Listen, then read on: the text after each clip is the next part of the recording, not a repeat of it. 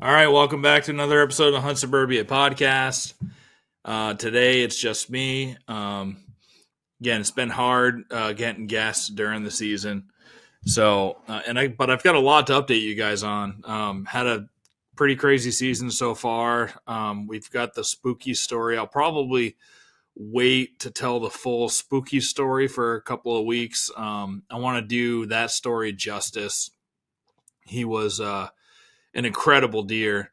But I can give you guys the cliff notes on that. But I want to do a video about him with all the great cell cam videos I had from him, and really just the full story of how I hunted him, how I narrowed down, and how I was in the game. And I think I had as good opportunity as anybody else to get him.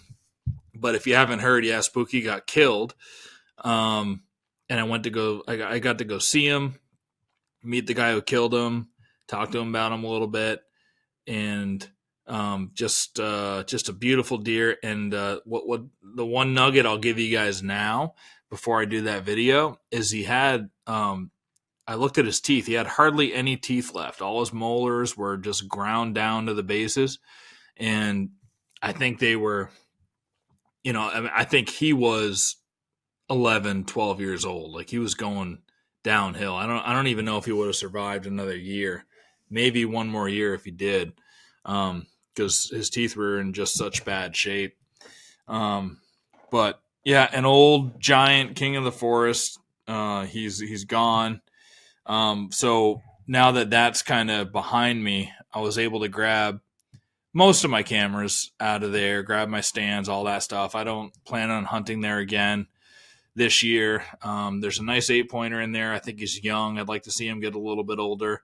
It's a long drive for me. It was a grind. I was getting up at 3:30, 3:45 every time I was going to hunt him and getting back late. So it was a grind.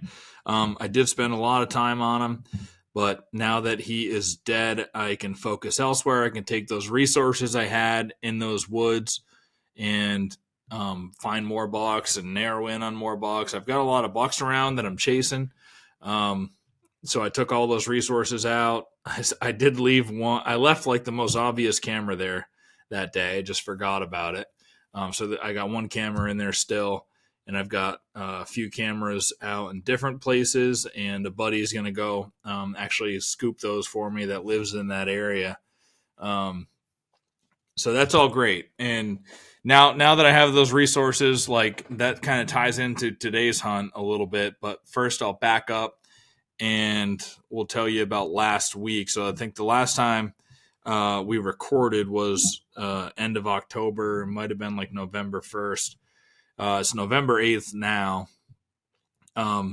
Last Saturday, which was probably November 2nd or 3rd, not looking at a calendar.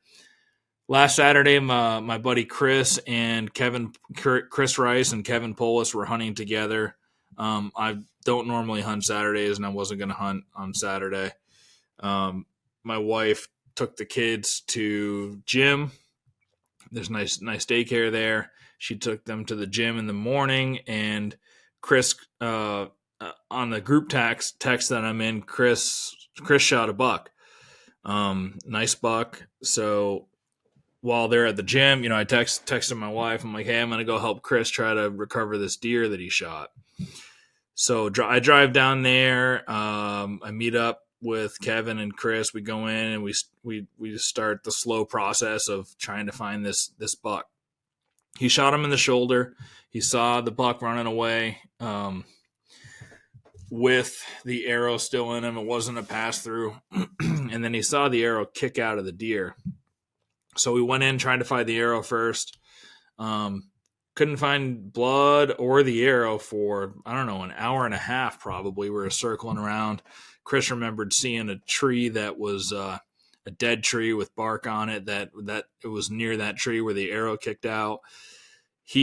Problem is, for that first hour and a half, he was pointing us to a different tree. The tree that the actual tree where the arrow kicked out next to was like 50 yards away from where Chris remembered it being. So, but it took us a while to figure that out. We ended up finding I looked down at that tree. I'm like, what if it's that one over there? Even though it was far away from where he thought it was, we went down there, found the arrow. It had about 6 inches of blood on there. It looked like some bubbles in there. And then there was a pretty nice blood trail. So we started following it from there and probably had 160, 200 yards of good blood. And it did look like there was, not a lot of bubbles, but some bubbles here and there. So we're thinking, he's going to be dead. So we followed that blood trail and then it stopped. And I went off on a big loop while they were trying to find next blood. I was like, I'm going to go down here. I saw some wetland area. I'll go check down there. I'll do a big loop and come back. I didn't find any blood down there. I was looking for white belly. Didn't find any white belly. And the whole time where we were at with last blood, we were on a little knoll, and then there was a dip down, a draw, and then another knoll. And up there, it was really thick. There was, a bunch of evergreen trees and stuff, and it was just thick up there. And I was eyeing that the whole time, thinking, maybe he's up there. Maybe he's dead up there. But I did my loop and then texted those guys, see if they found. No, I called Chris and was like, did you guys find any more blood? No, they hadn't. I said, all right, I'm going to pop up onto this knoll,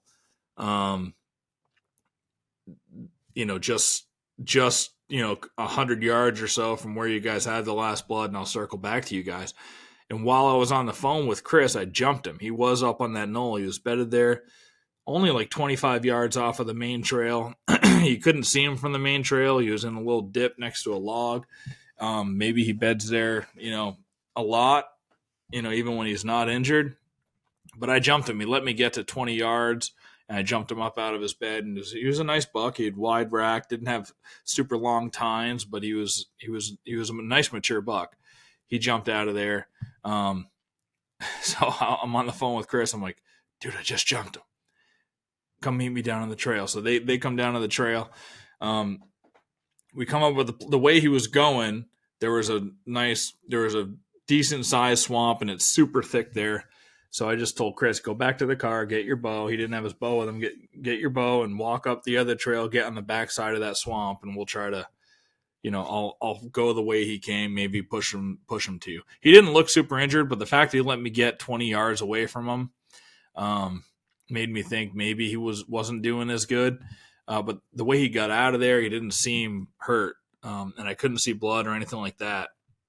So anyway, Chris went over there. We gave it a go. We didn't, he was gone. He wasn't in that swamp. We didn't push him to him. And we looked for another hour or two, couldn't find him, backed out of there.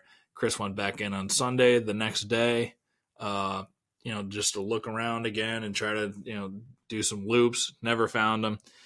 But that night, so I decided to hunt that night. And when I left at about 1:00, I was like, well, I'm going to go back and go to this spot that I haven't hunted yet, but which that 8-pointer, that there's a nice 8-pointer. He's kind of tight, but he's high. Beams curl around. He's got a lot of mass in it. I posted him on my Instagram as a reel with the caption like, I love this 8-point or something. He's a beautiful 8-pointer, and I wanted to go try to hunt him. I'd never hunted in that particular set of woods, so it's pretty easy access. 1:00, I was getting there around 2:30, something like that. I was in my tree, I think, at 2:30. First time I ever hunted that tree, but he had gone through there in the morning at like 6:00, and that's the only reason really I went in there. And at 3:00, broad daylight. This is before daylight saving. No, it was 4:00, so it would have been like 3:00 now. It was 4:00, broad daylight. I just hear him coming from 150 yards away, super loud, and I'm looking, I can see him, and I'm watching him from 150 yards away, just getting closer and closer. He's coming right down Broadway, perfect. Like he was going to step out into this opening. My shooting lanes are about 20. I got 26-yard one. I have one at like 30. It's a tight one, but it's at 30. And then the biggest, best shooting lane is about 20, 22, 23 yards. and it looks like he's just coming for all of them. And so I'm watching him, and I mean, I could see his rack from 150 yards. I mean, that's how impressive he is. I just knew, and I knew it's a unique rack because it's high tight and his beam's kind of curled down and it's got mass. And I was like, oh boy, that is just a beautiful. He just looks much bigger in person than on the videos. So I was just pumped up. I was ready. I had my bow off the hook. I had my camera rolling, and he's just marching just like you draw it up. The only thing that I didn't draw up is my wind was kind of cutting that way a little bit. It was a risky wind for this area. There's a swamp, and I'm 30 yards off the edge of the swamp, or maybe 50 yards off the edge of the swamp. The main trail they travel is 20 yards off. That's where I'm getting my lanes. And the wind was kind of cutting along the swamp. Ideally you want it coming out of the swamp, and you'd be scent checking the edge of it, but it was cutting kind of straight along it, but a little bit off of it. So I thought I was good. But he stopped. He caught my wind. The wind swirled a little bit. It was going that way, and he stopped at 36 yards. And he winded me. He stayed there for 10 minutes trying to figure out what was going on. He was just behind a bunch of trees. I don't have any lanes out at 36 yards. He had to come maybe, 10 more steps to get into that 30-yard lane than I have. But he just didn't. He stopped there and he waited for 10 minutes. And eventually, I knew he probably wasn't going to keep moving after a long stop like that. Every time I've seen that happen, they turn around, they go the other way. And that's what he did. He turned around and just bounded back and kind of went the way he came and then cut into the swamp. So didn't get a chance to shoot him. But now he's in my mind. Now, I've got a score to settle with him, and he's what I want to hunt. And that was last Saturday. That was before Spooky died.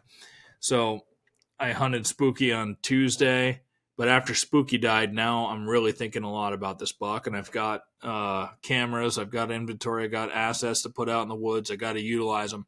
I probably have 10 non-cell cameras I don't have out in the woods yet either, because I've just been spending so much time up at Spooky, up in his area.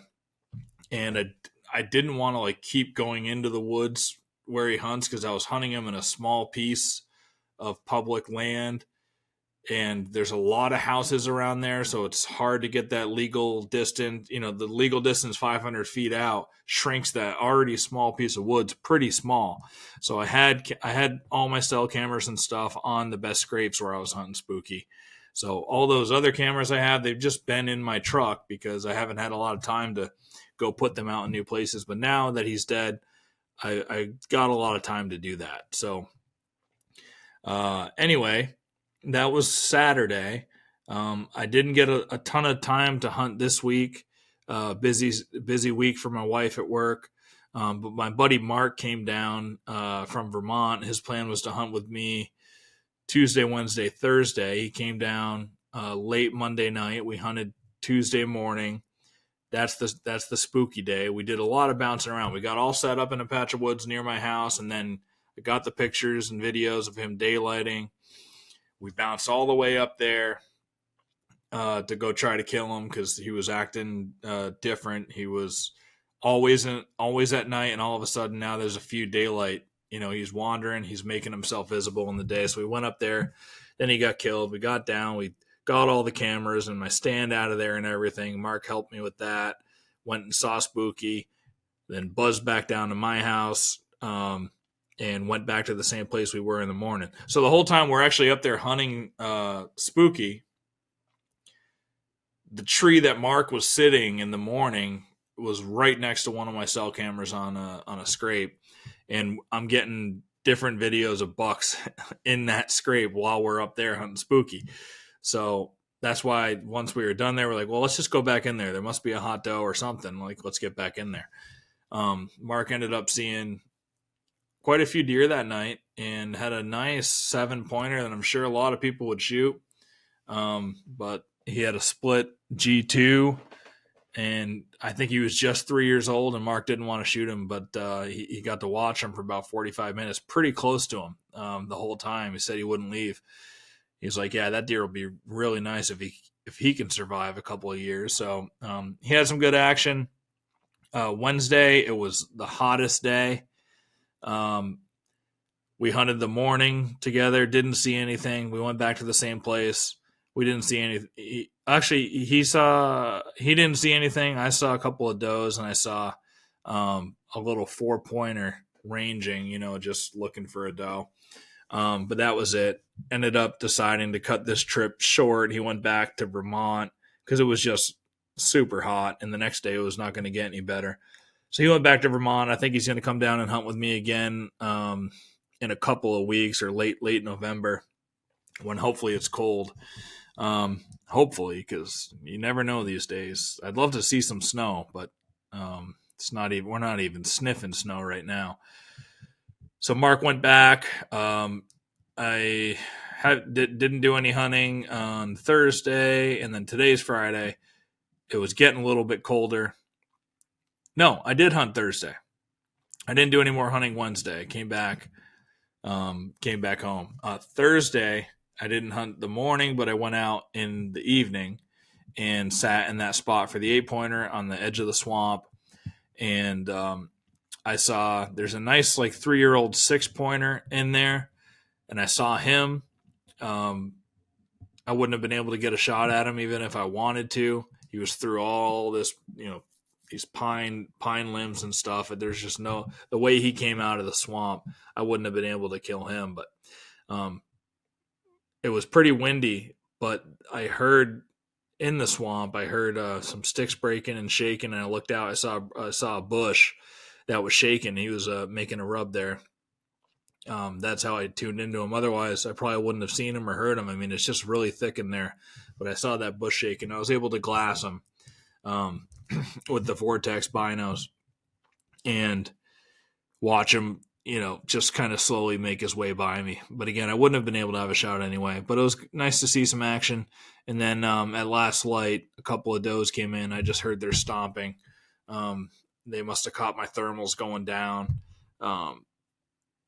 toward the swamp because the wind wasn't going that way. So that was Thursday. Friday, today, colder. It's been hot, and it was going to be colder, low 50s, high 40s maybe. And with the wind, it was going to feel in the high 30s. Super windy day, but go back to that same spot looking for that 8-pointer. And I hunted with my buddy Chris Rice, who shot that buck in the shoulder last Saturday. He came up. He had the day off to hunt, and it was the best weather in quite a few days. So we met there.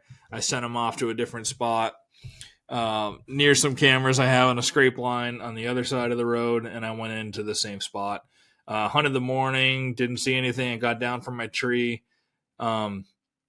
Knowing that I have all of those cameras now from Spooky's spot, I put them in. I got down from my tree and I was like, I'm going to still hunt and scout. I can walk up on some deer. It's super windy. They're not going to be able to hear me. I'll just cover some ground. I'll scout. I'll look for some fresh scrapes. I wanted to get to other parts of this big forest that I'm hunting, and not because I've been kind of honed in on this one edge because that's where these bucks are, but I wanted to get a little further in and do some scouting. So I went back to my truck, took my saddle off, those dang knee pads that suck to walk in, lightened the load a little bit.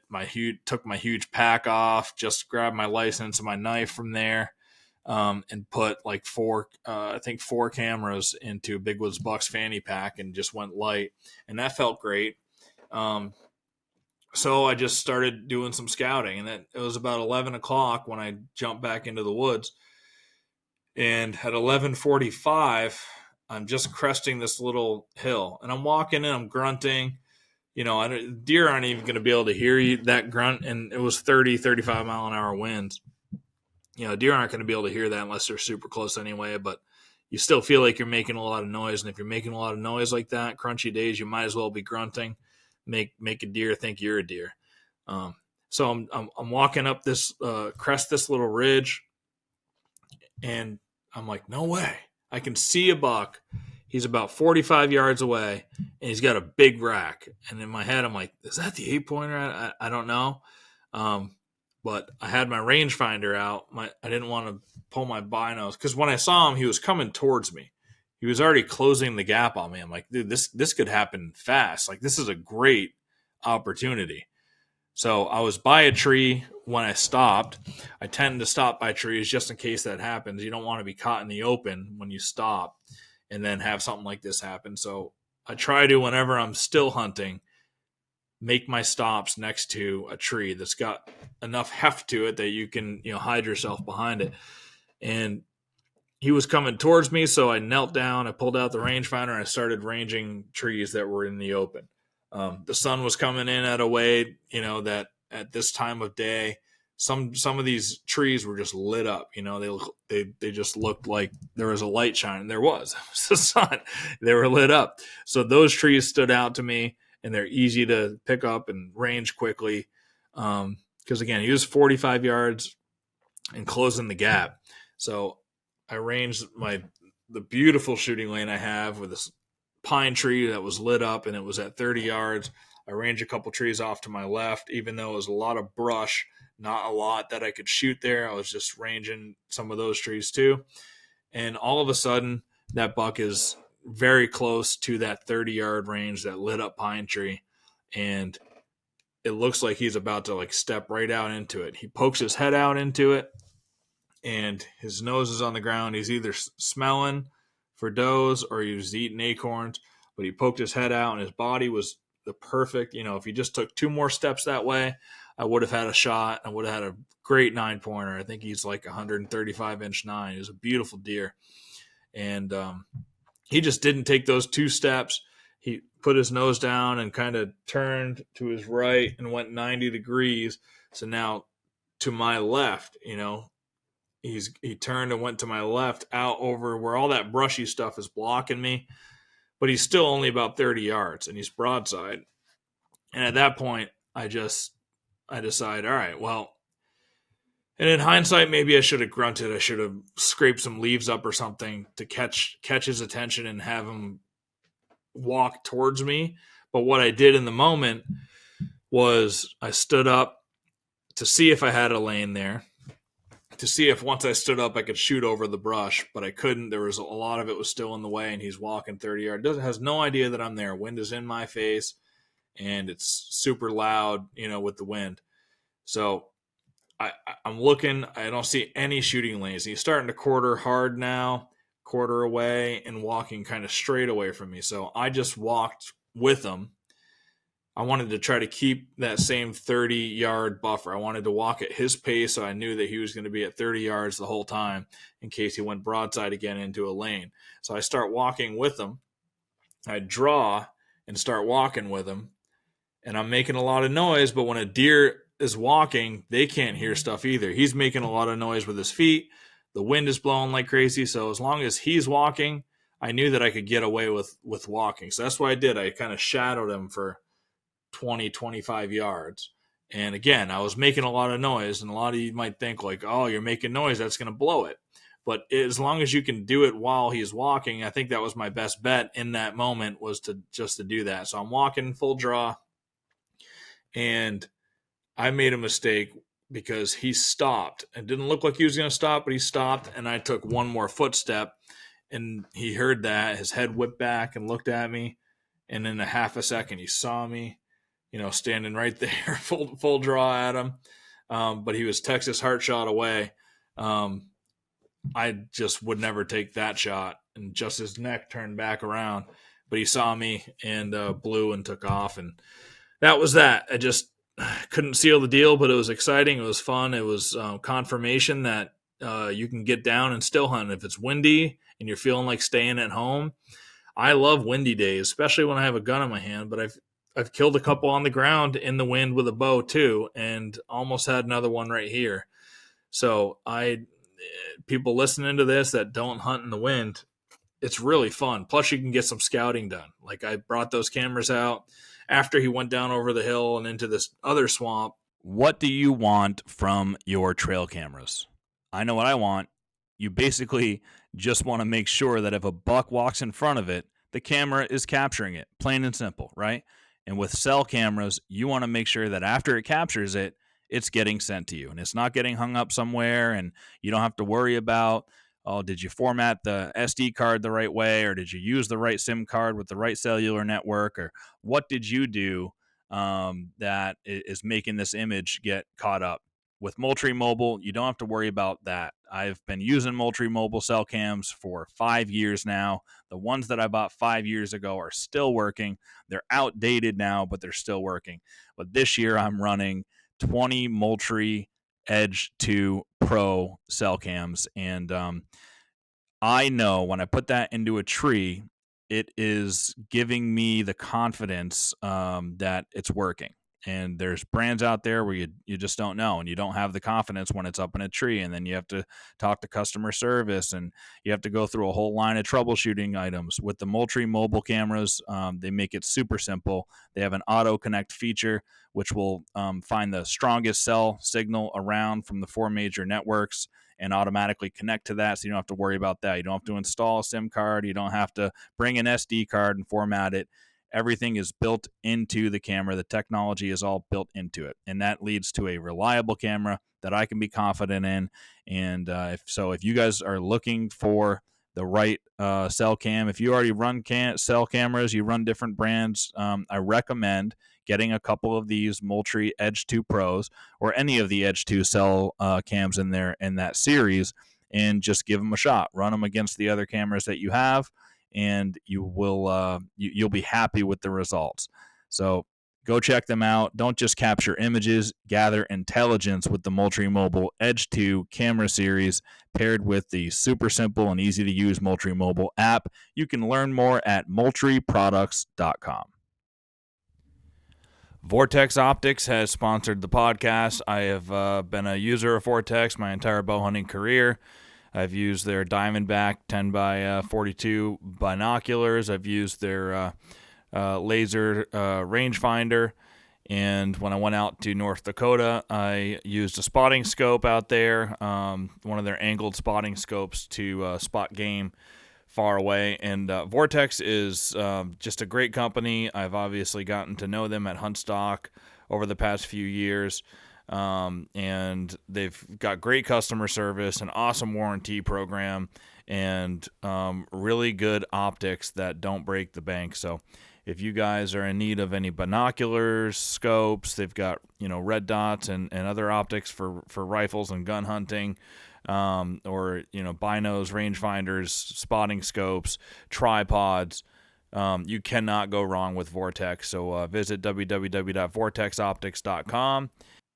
That's the way you ran. I scouted along that ridge a little more, and there was a fresh scrape, probably made just by him right before I saw him.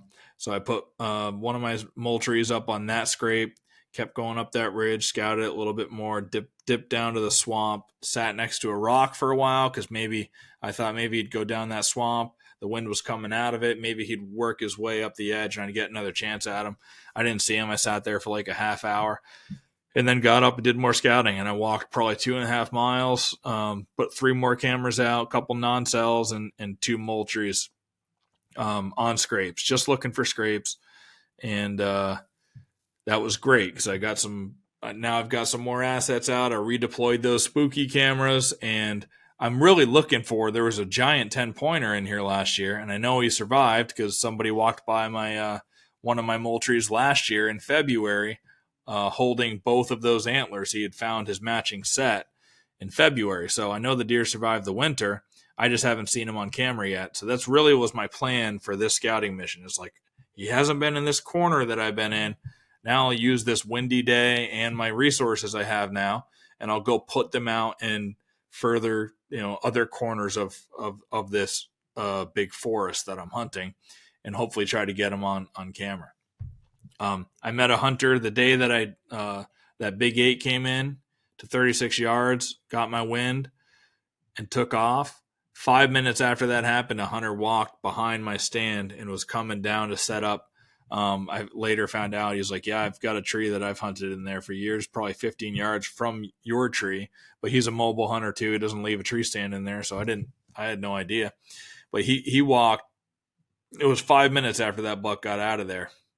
And I ended up talking with him that night. We walked out together, and I asked him if he knew about, has he seen the Big Ten that was in there the last year? And he didn't really know about it, but he said he had a friend that is probably a mile and a half away as the crow flies, has a nice Big Ten pointer on camera this year.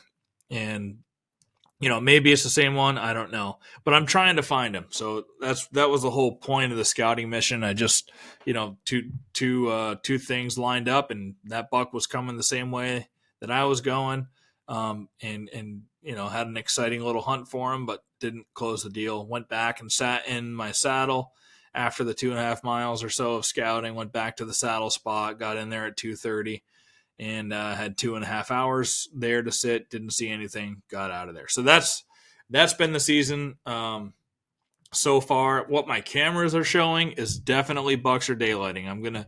Next week, my wife is in San Francisco for work for 4 days, which kind of sucks because it's peak rut. Next week's going to be awesome. The weather looks great those 4 days. So I have less flexibility to get into the woods. But what I'm going to do, and my son's home from school on Monday, so I won't be able to hunt Monday at all. Tuesday, Wednesday, Thursday, I'll be dropping my son off at school at 8:30, and I'm going to be getting into the woods probably 9:15, 9:30, which is what I did a lot last year, and I had a lot of action between 10 o'clock and 2 o'clock midday right around this time, and that's what my cameras are showing me now too. Like I'm getting bucks at 11. The one that I saw today was 11:45. He was on his feet. Mature bucks are moving. They're going to be moving whether it's hot, whether it's windy.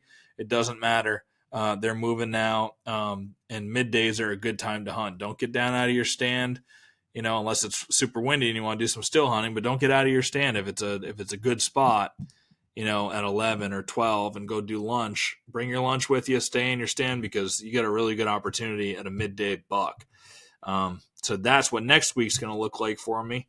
Hunting a lot of middays. I'll have to get down from the tree, pick up my son at 4:30. So it's going to be, 9:30 to 3:45 sits. But anything can happen. I'm pumped now that I have fresh cameras out on new scrapes that I hadn't scouted or had marked on OnX and stuff. Got that intel. I'm excited to get some pictures starting to roll in on those new cameras. Probably get some of the same bucks I've been hunting. Hopefully get a couple of new ones too, because it's a big forest that I'm hunting. Again, I did 2.5 miles or so of scouting today, midday. Chances are I'll pick up some new inventory. And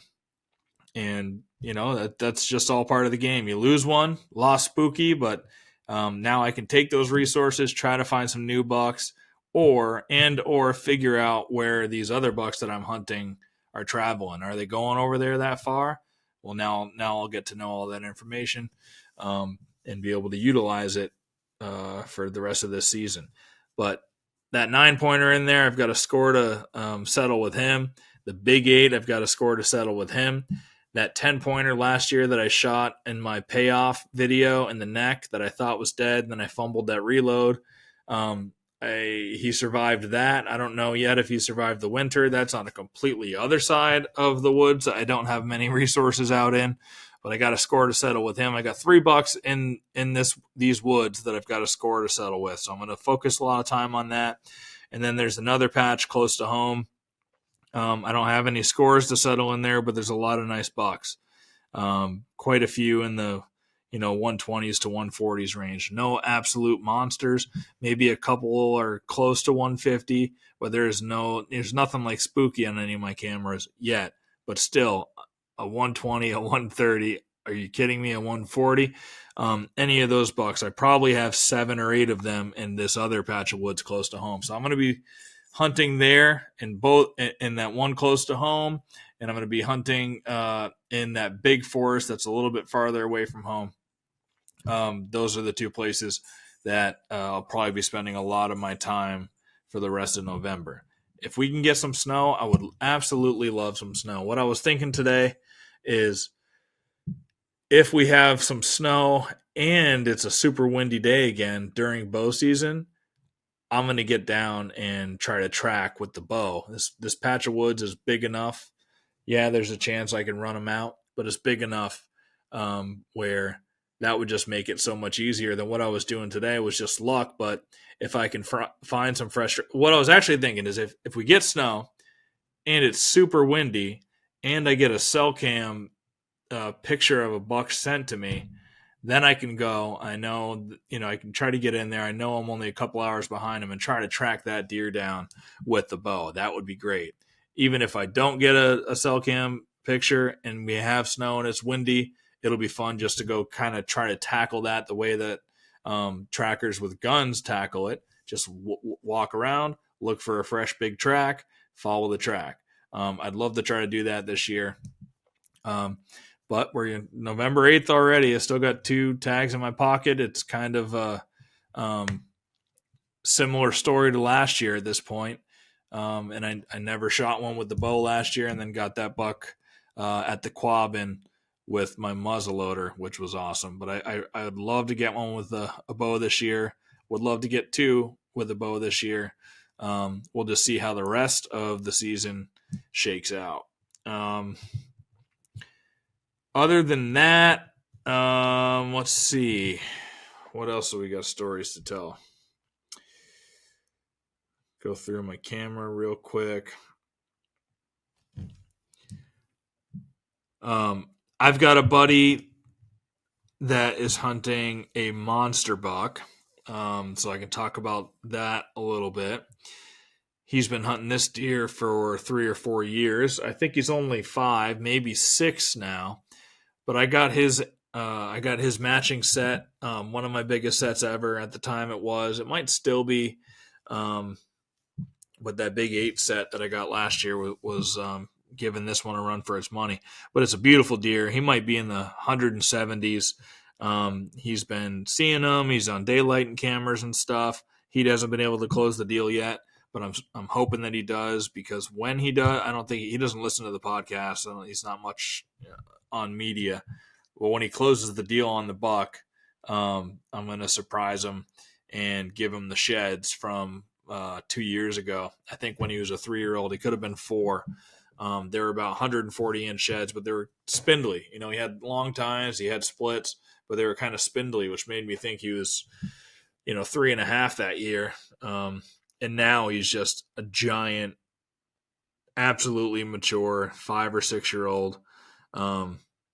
Tons of mass, tons of tine length, split brows, both sides are split, one split G3. I mean, he's just an absolute beauty.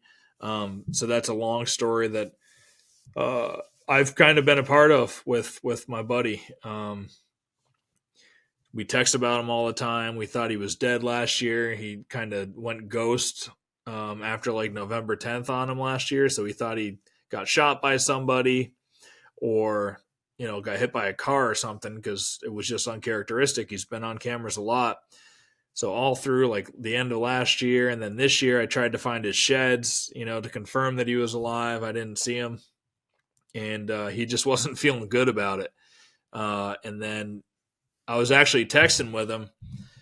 I think it was just late October, a couple weeks ago, and he still had no sign of not spooky. He calls him Barb. No sign of Barb. And, he still obviously just thought he was dead. But that night that I texted him, I hadn't talked about him in maybe a month or 2.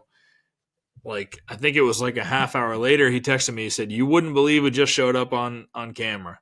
And it was Barb. Just like a few minutes after the end of legal shooting light, and just probably the prettiest picture I've ever seen of a buck. I mean, he's gorgeous. And ever since then, he's got him on cameras a lot. He's seen him from the stand, and he's had he even had the other night. Holy crap! We were texting. I was in the stand. He was in the stand. He's like, I went in to go leaf blow a path into my stand. This was at like noon. He was leaf blowing from this landowner that he's got permission on. Leaf blowing a path. He gets a couple yards into the woods, and there's Barb, stands up with a doe, and just kind of doesn't spook off, but they just kind of trot off. No blowing, no nothing like that. They just trot off into the woods. He continues leaf blowing. Leaf blows all the way to his tree. Gets up into his tree, and that night he's a couple hours later, I messaged him. I was like, any luck? He's like, yeah, I'm watching Barb right now. He's 150 yards away with that doe still, and some other bucks are coming in, and he's just been like fighting them off and fending off all the other bucks for that doe. And he watched them all night doing that. One of the bucks came right under his stand because he was rattling trying to get him in. One of those satellite bucks went under his stand, but he couldn't get a shot at him. He passed him. He didn't want to shoot him. Then as I was getting down at last light from my stand at dark, he sent me a video, and he said, good thing I'm not a poacher, because Barb the doe brought him right to his stand, but it was just like 2 or 3 minutes after legal. And he was literally filming straight down his tree. Barb was standing right there, and it was just such a cool thing. Anyways, I hope he gets to kill Barb, and I can give him those antlers as a memento. I just think it's important with stuff like that. Like, what are they going to mean to me? Yes, there were nice sheds, but it's going to mean so much more to the hunter that killed him. And he's really the only person that legally can kill him. There might be a couple others if he goes on a big loop, but the area that he's hunting, he's got the only permissions in there. It's a great spot. I hope he gets them. We can put an end to that story. And I'll keep you guys updated on that too, because I'm going to go help him drag and all that. Maybe get some footage of the recovery when that happens. So that's it for now. Vermont next week for a rifle opener. I'm going to be going up Thursday, doing some bow hunting on Friday, and then hunting the opening weekend at deer camp. Nothing like it. So I'm looking forward to that. And I'll keep you guys updated on that too. Hopefully we can get a Vermont buck down and a couple of Massachusetts bucks down. Praying for it. Good luck out there. Anybody has any questions? Getting lots of messages and stuff from listeners, which is great. I love it. If you got any strategy questions or anything you want to run by me, anything like that, please reach out. We'll see you guys on the next podcast. Good luck hunting this week.